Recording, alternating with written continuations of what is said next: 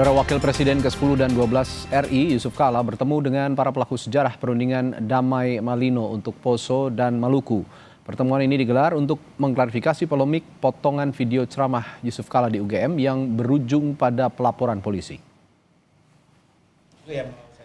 JK menjelaskan bahwa ceramahnya di UGM membicarakan tentang proses perdamaian dunia dan nasional dan berharap masyarakat tidak mudah dipecah belah melalui fitnah yang ditudingkan terhadap dirinya.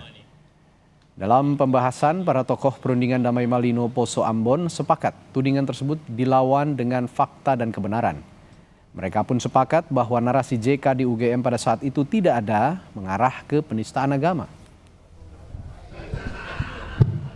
Saya mau menegaskan apa yang digambarkan oleh Pak JK. Semua sepakat bahwa ini harus dilawan semua yang mau macam-macam itu.